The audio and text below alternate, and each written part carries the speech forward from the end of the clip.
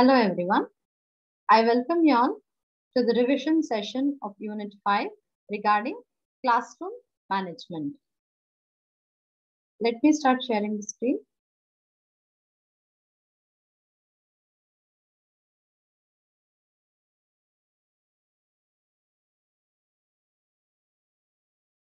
Okay, so this session is regarding the revision session of Unit 5, that is classroom management. So first let's understand what's the need for classroom management. In educational circles, it is commonly said that no one pays attention to good classroom management until it is missing. When classrooms are effectively managed, they run smoothly and students are actively engaged in learning. When they are poorly managed, they can become chaotic settings in which learning is a foreign activity. So, effective classroom management maximizes children's learning opportunities. Experts in classroom management report that there has been a change in thinking about the way classrooms need to be managed. The older view emphasized creating and applying rules to control students' behavior. The newer view focuses more on students' needs for nurturing relationships and opportunities for self-regulation. So ನಾವಿಲ್ಲಿ ತರಗತಿಯನ್ನ ನಿಭಾವಣೆ ಮಾಡುವುದರ ಬಗ್ಗೆ ಮಾತಾಡ್ತಾ ಇದ್ದೀವಿ. ತರಗತಿ ನಿರ್ವಹಣೆ ಮಾಡೋದ್ರ ಬಗ್ಗೆ. ತರಗತಿಯನ್ನ ನಿರ್ವಹಿಸುವಾಗ ತರಗತಿಯನ್ನ ಬಹಳ ಚೆನ್ನಾಗಿ ನಿರ್ವಹಿಸಿದಷ್ಟು ಅಲ್ಲಿ ಕಲಿಕೆ ವಾತಾವರಣ, ಕಲಿಕೆ ಚೆನ್ನಾಗಿರುತ್ತೆ. ತರಗತಿಯ ನಿಭಾವಣೆಯಲ್ಲಿ ನಾವು ಸೋತಾಗ ಅಲ್ಲಿ ಕಲಿಕೆ ಕೂಡ ಸೋಲುತ್ತೆ. ಹಾಗಾಗಿ ನಾವು ತರಗತಿಯ ನಿರ್ವಹಣೆಯ ಬಗ್ಗೆ ಹೆಚ್ಚಿನ ಗಮನವನ್ನ ನೀಡಬೇಕಾಗುತ್ತೆ. Management issues in elementary and secondary school classrooms, that is the crowded, complex and the potentially chaotic classrooms. So when we talk about the management issues in elementary and secondary school classrooms, elementary and secondary school classrooms have many similar management issues. At all levels of education, good managers design classrooms for optimal learning, create positive environments for learning, establish and maintain rules, get students to cooperate, effectively deal with problems, and use good communication strategies. However, the same classroom management principles sometimes are applied differently in elementary and secondary schools because these two types of schools are structured differently. In many elementary schools, teachers face the challenge of managing the same 20 to 25 children for the entire day. In middle and high schools, teachers face the challenge of managing 5 or 6 different groups of 20 to 25 adolescents for about 50 minutes each day. So when we talk about the crowded, complex and potentially chaotic classrooms, at both elementary and secondary school levels, you can find it. Carol Weinstein and Andrew Mignano used the title, The Crowded, Complex and Potentially Chaotic Classroom, as an alert for potential problems and highlighted Walter Doyley's 6 characteristics that reflect a classroom's complexity and potential for problems. So what are those 6 characteristics which reflect the classroom's complexity or potential for problems is, classrooms are multidimensional, activities occur simultaneously, things happen quickly, events are often unpredictable, there is little privacy, classrooms have histories. So what do we mean by this? When we say classrooms are multidimensional, that means to say such classrooms have various dimensions wherein the teacher has to be concentrating on so many things in a classroom that management of the classroom becomes difficult. Activities occur simultaneously. The teacher needs to be attending to each and every student. Events are often unpredictable. Sometimes suddenly something happens in the class which was highly unpredicted or not at all expected. And there's little privacy. Teachers, in the classroom are models for students. So whatever the teachers do, students will keep closely observing it. And classrooms have histories. Whatever has happened in the class, the students would remember it. So naturally, the teachers have to be good role models to them. The crowded, complex nature of the classroom can lead to problems if the classroom is not managed effectively. One key to managing the complexity of the classroom is to make careful use of the first few days of the school or first few weeks of the school. The teachers have to use this time to communicate the rules and procedures to the class and get student cooperation in following them, and uh, get students to to engage effectively in all learning activities. So the first few days or first few weeks when the school begins, the teachers have to make the best use of it, because that is when the teachers can lay down their rules and regulations to the class and get cooperation from them, which would help them in a long way. Emphasizing instruction and a positive classroom climate. Educational psychology emphasizes ways to develop and maintain a positive classroom environment that supports learning. This involves using preventive, proactive strategies rather than becoming immersed in reactive disciplinary tactics. Management goals and strategies. Effective classroom management has two main goals. What are those two main goals of effective classroom management? To help students spend more time on learning and less time on non-goal directed activities. So this is the first one.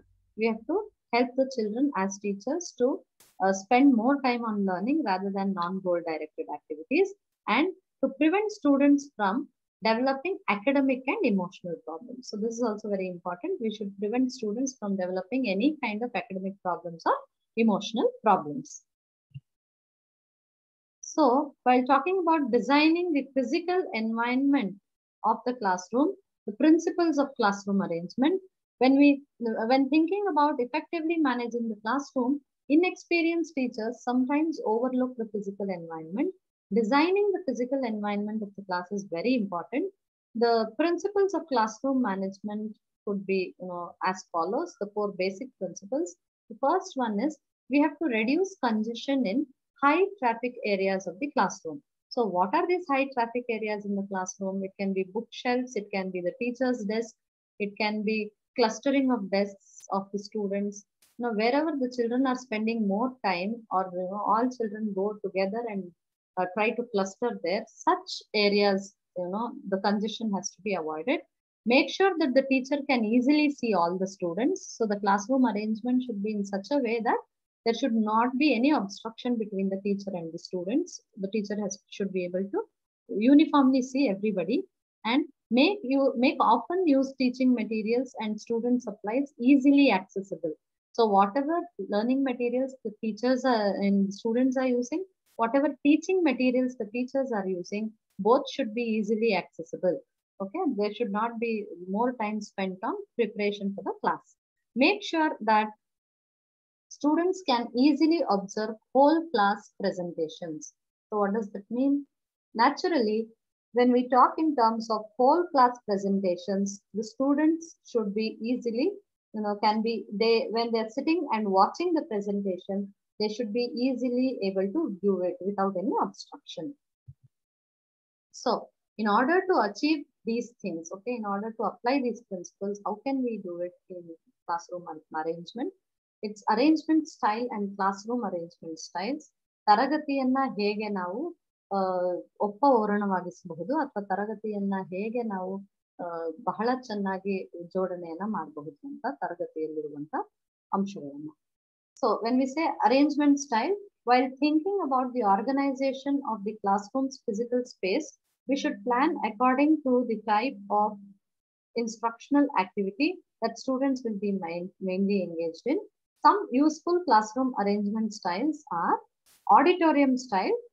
This is a classroom arrangement style in which all students sit facing the teacher. This arrangement inhibits face-to-face student contacts, and the teacher is free to move anywhere in the room. Auditorium style often is used when the teacher lectures or someone is making a presentation to the entire class. Okay, so this is auditorium style where the students sit facing the teacher. So there is less conversation between the students. Then face-to-face style, this is a classroom arrangement style in which students sit facing each other. Distraction from other students is higher in this arrangement than in the auditorium style.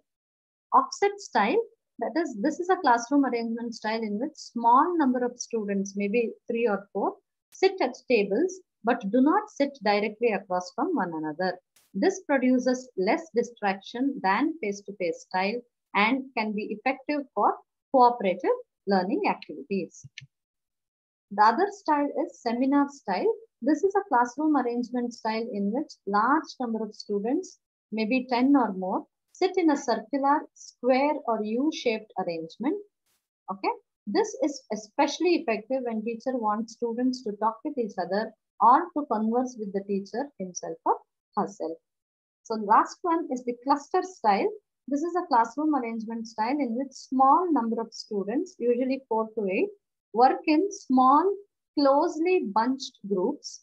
This arrangement is especially effective for collaborative learning activities.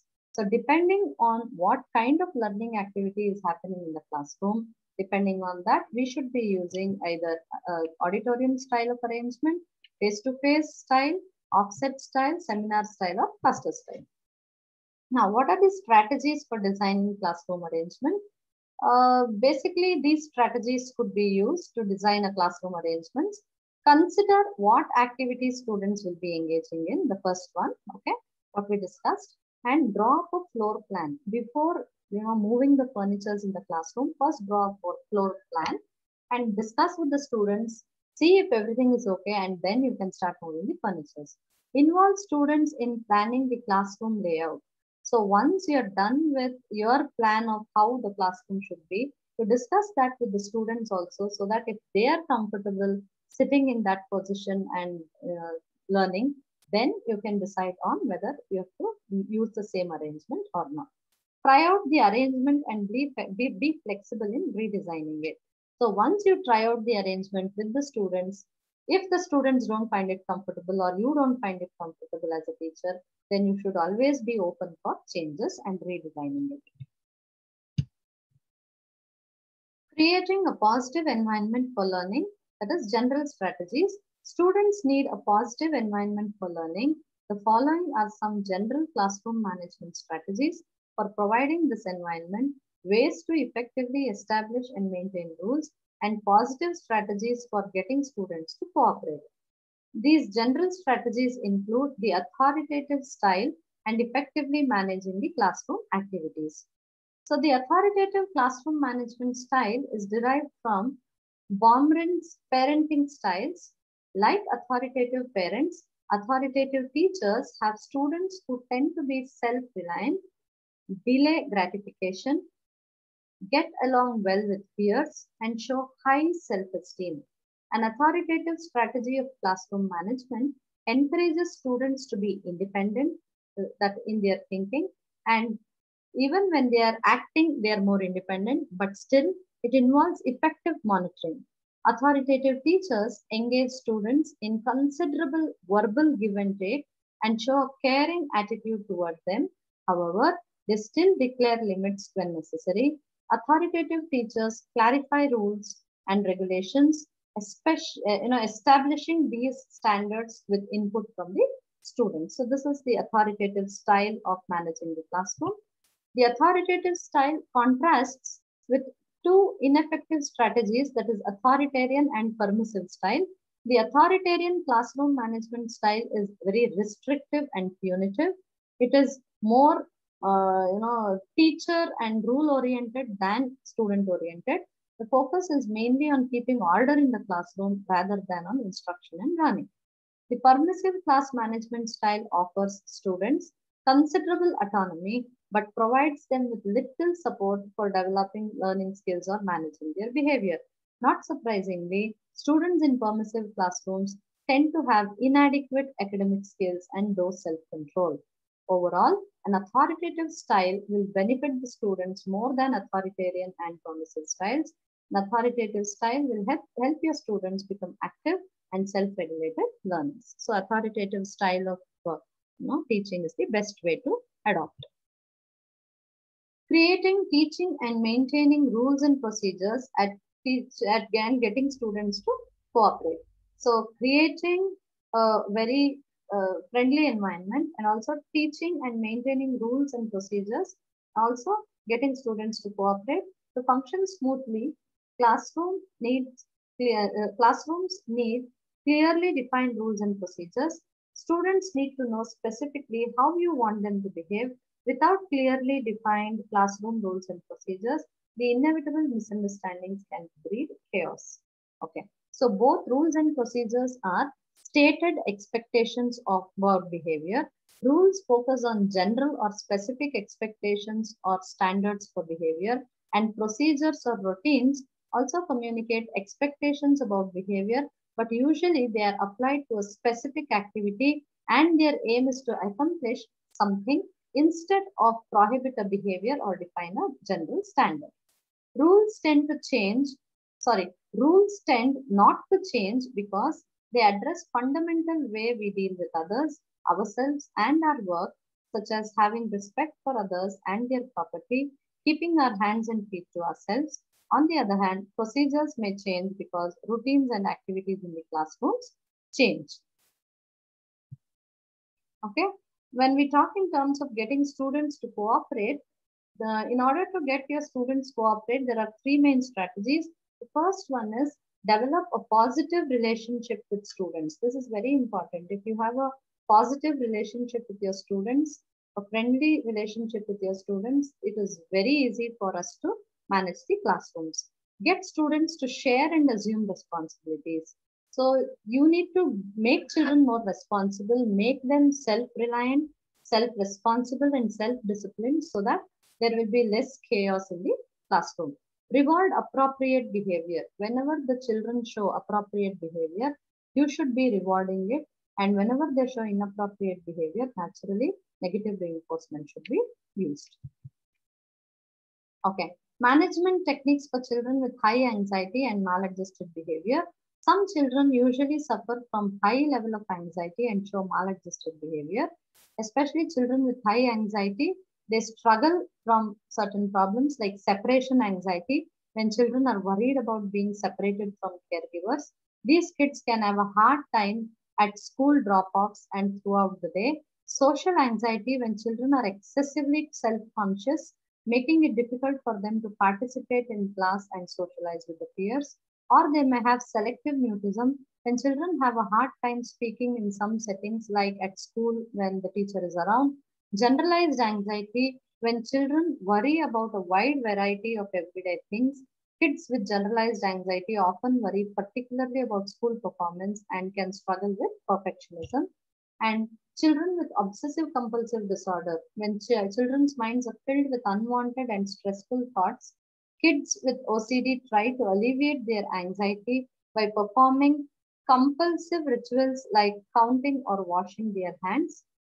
Uh, Specific phobias, when children have an excessive and irrational fear of particular things like being afraid of animals or storms. So when such anxiety is seen, how you can manage them in their classrooms.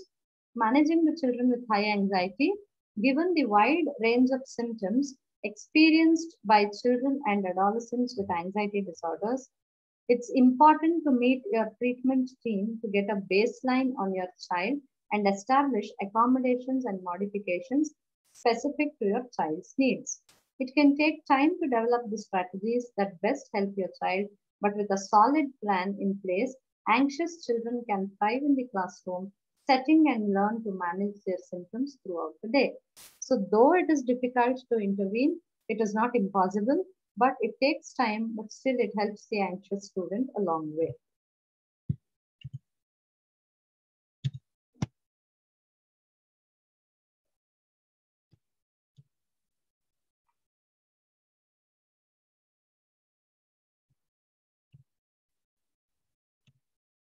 Children with maladjusted behavior. Everyday life can be incredibly challenging for a maladjusted child. Children who are maladjusted lack the social skills necessary to interact effectively with peers and engage in healthy cooperative activities. While maladjustment is not something that can be rectified overnight, with help, maladjusted children can operate as effective members of the society. By assisting a maladjusted child in navigating the complex web of social relationships, you can help prepare the pupil for future interaction with others. So, how can we help such maladjusted children? Attempt to identify reasons for the child's maladjustment and refer to family protective services if necessary. Speak daily with the child about how his or her day was. Take the child to places where he can interact with peers in the play. Introduce the child to kind and helpful same age peers. Discuss misbehavior with the child. Some maladjusted children misbehave because they don't understand how to behave properly, so you can help them with that. Help the child create a list of alternatives for misbehavior. If the maladjusted child continually exhibits the same behavior, he may be doing so because he doesn't know an alternative. So you can help the child, coming out with alternative behaviors for instead of maladaptive behavior, and refer the child for special education testing. So educational strategies and intervention. The strategies and intervention related to education of maladjusted children should be geared to their specific needs and aim at helping them to develop positive values and behaviors. It is certainly helpful if the education system, their family situation, and the unfavorable factors in society can be improved. However, it may be more important if the students can develop an awareness of their own strengths and limitations, as well as a realistic understanding of their circumstances and coping skills. Then they can adapt to their family, school, and social life more effectively. How to deal with problem behaviors, the management strategies. No matter how well you have planned and created a positive classroom environment, problem behaviors will emerge. It's important that you deal with them in timely, effective manner. What are the management strategies that we can use? Classroom management experts Caroline Evertson and Edward Emmer distinguished between minor and moderate interventions for problem behaviors. Their approach can be described as minor intervention, moderate intervention, or using others as resources. So when we talk about minor interventions, it's only about, we should stop neglecting the children who are just creating chaos in the classroom. Just by prompting at them itself, they must understand that they should not show such behavior. And whenever they show even small good behavior, it has to be appreciated. Such things can be used as minor intervention. When it comes to moderate intervention, you should be using timeout, program, or you should be, putting them a fine. Okay, it's called response cost. Okay, and also whenever we talk in terms of punishment should be the last resort. No, you should not use punishment, but if it is required, it is allowed to use. Whenever you can't, whenever minor intervention and your moderate intervention, doesn't work out, you can also use other resources, like you can make use of services from the administrators, the school authorities, the school counselors, and you can, even appoint volunteers, retirees who are patient and who can understand such children and help you in mentoring them. You can use such services also. How to deal with aggression in the classroom. Violence in schools is a major escalating concern. In many schools, it is now common for students to fight, bully other students, or threaten each other and teachers verbally or with a weapon. These behaviors can arouse your anxiety and anger, but it is important to be prepared for their occurrence and handle them calmly. Avoiding an argument or emotional confrontation will help you to solve the conflict. So when it comes to fighting, classroom management experts recommend the following in dealing with students who are fighting. In elementary school, you can usually stop a fight without risking injury to yourself. If for some reason you cannot intervene, immediately get help from other teachers or administrators. When it comes to bullying, significant number of students are victimized by bullies. Bullying is defined as verbal or physical behavior intended to disturb someone less powerful.